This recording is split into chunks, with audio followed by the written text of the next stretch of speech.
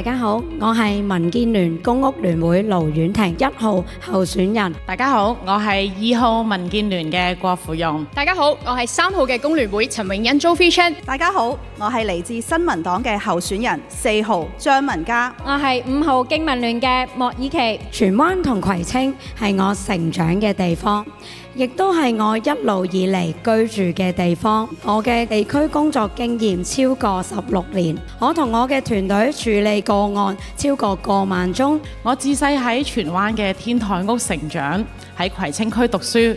科大畢業之後，繼續去到清華進修。過去10幾年嘅地區工作經驗，連續當選3屆嘅直選區議員。1+2只係等於3，請大家支持我3號陳穎欣。無論係基層、中產、公屋私樓、葵青定係荃灣，我都服務好。我係現任嘅荃灣區議員，亦都係舊年仁濟醫院董事局嘅主席。喺過去15年嘅時間，我係一直關注社區、地區嘅議題。我出身基層，服務社區11年，擔任區議員之後，每一日都喺度聆聽，喺度行動。我今日行出嚟就係希望為大家帶嚟一個實質嘅改變。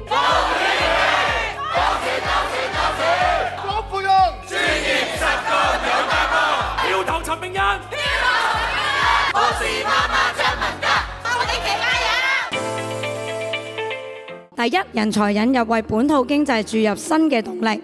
第二就係堅守本地人優先嘅就業防線。第三，當然係投資未來，培育並提升本地嘅人才啦。需要招商引資，吸納更多嘅高端企業嚟到香港，通過一個實幹型嘅政策，可以讓人才嚟到香港之後有事可為，有屋可住，有路可通。我認為我哋香港咧都有天時地利人和。天時咧，美國咧而家咧佢哋與全世界為敵嘅時候，我哋正好咧吸納多啲咧一啲國際嘅人才嚟到我哋香港。咁地利咧就係我哋背靠祖國嘅優勢。有咩人和呢？就係我哋香港一直以嚟都係中西文化匯聚嘅地方。其實我認為更加重要嘅係要培養我哋本地嘅人才。我作為媽媽，我深知教育對於雙職家庭嘅重要性。我哋要培養小朋友鍾意問問題啦，鍾意思考啦，同埋有主見。琪琪有3個點要講嘅，就係引才、育才同埋吸才，先要做好我哋本地同埋外來人才嘅一個數據庫。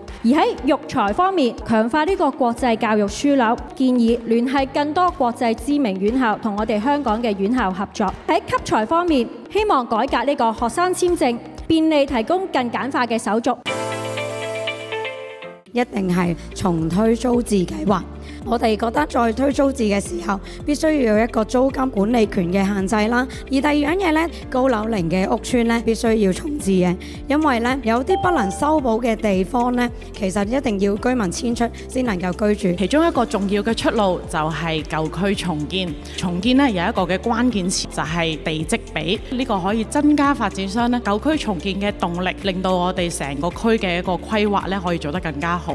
而家我哋都係推動緊，希望可以做到呢一個嘅地積比咧，易地置換喺其他區嗰度去使用咧，用唔晒嘅地積比。預期買舊嘅公屋，將龐大而又未知嘅維修費咧留俾下一代。其實更好嘅係買新嘅屋。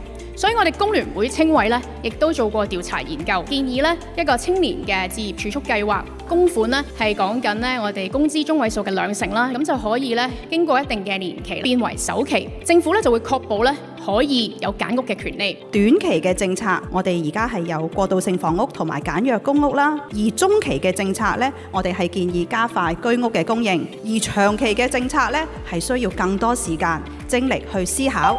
我哋要推出更多嘅港人首次置業項目，推動呢個青年宿舍嘅供應，實施一啲協助儲蓄嘅租金制 ，MPF 首置計劃，允許一啲青年壯年人士去提取佢哋嘅強積金累積，加快翻我哋嘅重建呢個舊屋同埋老化嘅屋苑，希望可以重推呢一個優化租置計劃2.0。